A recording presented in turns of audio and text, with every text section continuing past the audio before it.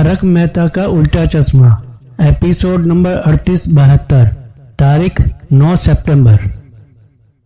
Meeting की शुरुआत होती है और भिड़े भाई सभी से ये पूछते हैं कि आप लोगों की क्या राय है, किसको मटकी फोड़नी चाहिए। आप अपने बारे में भी बताएं, यदि आपको लगता है कि आपको नहीं फोड़नी है तो किसको फोड़नी चाहिए उसके बारे में बताएं। सभी को बारी बारी पूछी जाती है। गोकुलधामवासी सभी लोग यही कहते हैं कि इस बार ये मटकी पोपट भाई को फोड़नी चाहिए। सबकी राय सुनने के बाद में चाचा जी कहते हैं कि भिड़े अब तो बता क्या करना चाहिए। भिड़े भाई कहते हैं कि हम लोग अभी आते आते यही सोच रहे थे कि ये मटकी पोपटलाल को ही फोड़नी चाहिए। भिड़े भाई कहते हैं मेरा मकसद मीटिंग रखने का यही था कि खाली बातों से नहीं, सबकी राय एक साथ मिल के सुन ले तो बहुत अच्छा होता है, इसीलिए मैंने ये मीटिंग रखी थी। तो माधवी भाभी कहती है कि बस ये तय रहा कि इस बार दही हांडी में मटकी पोपट भाई ही फोड़ेंगे। टप्पू सेना भी यही कहती है कि पोपट भाई को ही फोड़नी चाहिए मटकी। पोपट भाई ये सभी की राय सुन के इतने भावुक हो जाते हैं कि आंखों से आंसू आ जाती है। फिर भिड़े भाई कहते हैं कि मैं आत्माराम तुकाराम भिड़े, गोकुलधाम सोसाइटी का एकमेव सेक्रेटरी, ये जाहिर करता हूँ सब सर्वानुमत के हिसाब से ये इच्छा पूर्ति मटकी सिर्फ दही हांडी के दिन पोपटलाल ही फोड़ेंगे। पोपटलाल आते हैं उठ के और भिड़े भाई के पास में आके खड़े होके सबको एक सेकंड के लिए देखते हैं और भावुक नजरों से कहते हैं कि आप सभी के लोगों के अंदर में इतना प्यार देख के मेरी आंखें भर आई। आप सभी लोगों के अंदर में मेरे प्रति ये प्यार देख के मेरी आंखें नम हो गई। पोपटलाल कहते हैं कि दुनिया में कम लोग ही ऐसे होते हैं जो दूसरों के बारे में सोचते हैं और मैं खुशनसीब हूँ कि मैं इस परिवार में यानी कि गोकुलधाम सोसाइटी परिवार में हूँ जो अपनी इच्छाओं को छोड़ के मेरी इच्छा के बारे में सोचता है। भले ही हमारे सभी के घर अलग अलग हैं, लेकिन घर तो हम लोगों का दिल है जो सबके दिल में हम लोग बसते हैं एक दूसरे के प्रति। मैं मौका मांगू उसके पहले ही आप लोगों ने मुझे ये मौका दे दिया। आप सभी लोगों ने मिलकर ये मौका मुझे दिया है। मैं तहे दिल से आप लोगों का शुक्रिया अदा करता हूँ। आप सभी लोगों का दिल बहुत बड़ा है, समुद्र से भी ज्यादा गहरा है।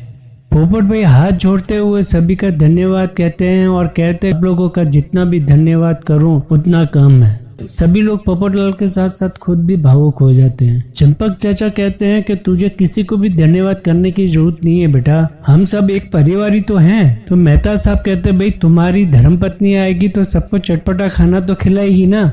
इस बात पे सभी हंसने लगते हैं। कोमल भाभी कहती है कि आप हैप्पी तो हम सभी हैप्पी। पोपट भाई कहते हैं कि नहीं, लेकिन मैं हैप्पी नहीं हूँ। सभी लोग ये सोच में पड़ जाते हैं कि ये ऐसा क्यों कह रहा है। पोपटलाल कहता है कि आप लोग मेरी खातिर आप सभी लोग अपनी अपनी इच्छा मार रहे हैं, ये ठीक नहीं है। आप लोग अपनी इच्छा मार के मेरी इच्छा पूरी करें और मेरी शादी कराएं, इतना स्वार्थी भी नहीं हूँ मैं नहीं चाहता कि ऐसा कोई काम हो। ऐसा तो नहीं है कि आप लोगों की इच्छा नहीं होगी, आप लोगों की भी कुछ न कुछ इच्छा तो होगी, लेकिन आप लोग अपनी इच्छा मार के मेरी इच्छा पूरी कर रहे हो वो भी जरूरी नहीं है। तो जेठालाल कहते हैं कि हम सबकी इच्छा भी उसी में इच्छा है जिसमें तुम्हारी इच्छा है, मतलब तुम्हारी इच्छा पूरी हो तो हमारी इच्छा पूरी हो, एक जैसी बात है। तुम्हारी यदि इच्छा पूरी होगी तो हम सबकी इच्छा पूरी होगी। पोपटलाल कहता है कि एक परिवार का सदस्य होने के नाते आप लोगों की भी कुछ न कुछ इच्छाएं होगी और आपकी इच्छा में मेरी इच्छा है।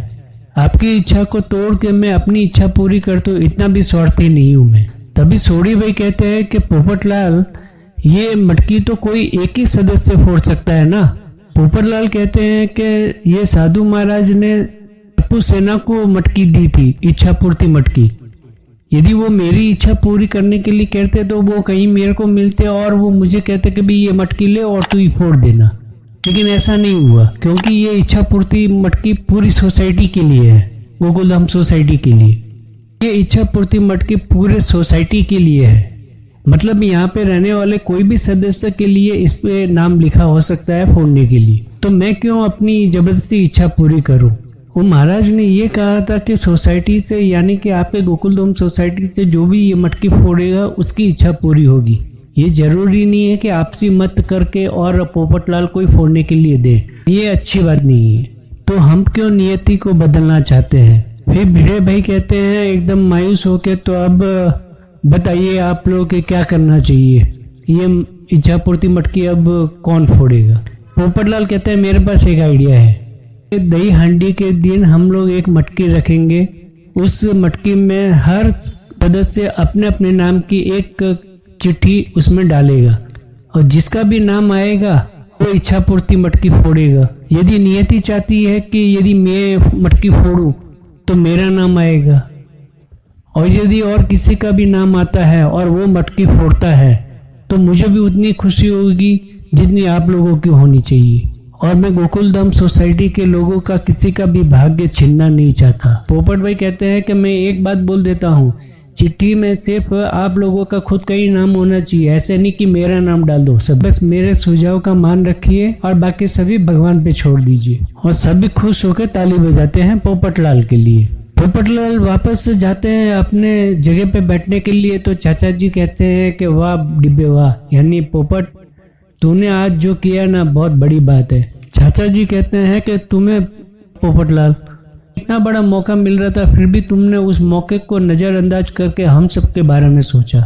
मैं आत्माराम तुकाराम भिड़े, गोकुलधाम का एक में वो सेक्रेटरी, हमारे पत्रकार पोपटलाल का बातों का सम्मान रखते हुए मैं ये जाहिर करता हूँ, कल सुबह एक कटोरी रखी जाएगी, उसमें चिट्ठी डाली जाएगी। उस चिट्ठी में जिसका भी नाम आएगा वो दही हांडी की मटकी को फोड़ेगा। सभी थोड़ी देर में कृष्ण जयंती मनाने वाले हैं तो सब लोग जाके फटाफट तैयार होके वापस क्लब हाउस में आ जाए। सभी लोग तैयार होके गोकुलधाम सोसाइटी वाले क्लब हाउस में आ जाते हैं। माधवी भाभी कहती है हाँ सच में ऐसा लग रहा है जैसे हम गोकुलधाम के क्लब हाउस में नहीं, हम लोग गोकुल में आ गए हो।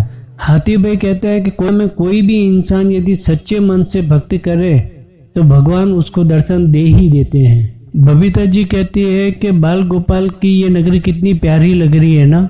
फिर भीड़े भाई कहते हैं कि क्या तुम लोगों को मालूम है टप्पू सेना कृष्ण जयंती रात को 12 बजे ही क्यों मनाते हैं?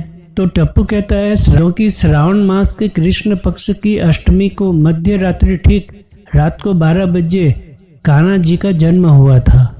तभी कोमल भाभी कहती है कि कृष्ण भगवान का जन्म होने का समय तो आ गया है, लेकिन हमारे गोकुल धाम के नंद बाबा और यशोदा मैया अभी तक नहीं आई।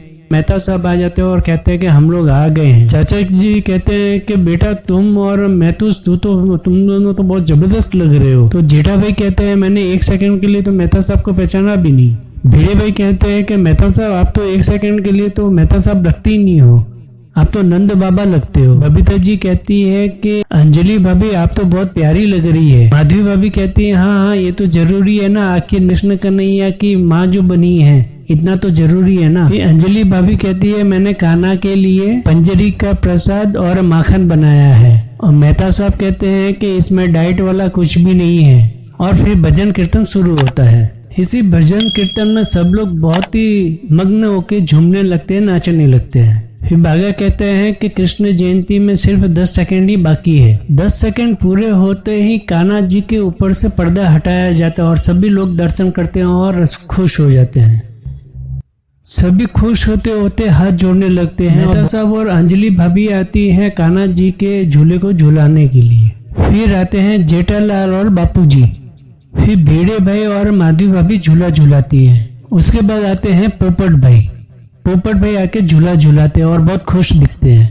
ऐसे करके सभी एक एक बार आते हैं और झूला झुलाते हैं। अंत में पंडित जी फिर आरती उतारते हैं और सभी बारी बारी आके भी आरती उतारते हैं। मेहता साहब अंजलि भाभी आरती उतारते हैं। जेठालाल और चंपक चाचा जी आरती उतारने आते हैं और सभी एक एक करके आते हैं, हमसे आरती उतारते हैं भगवान की।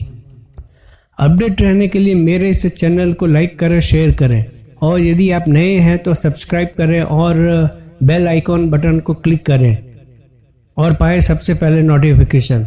धन्यवाद।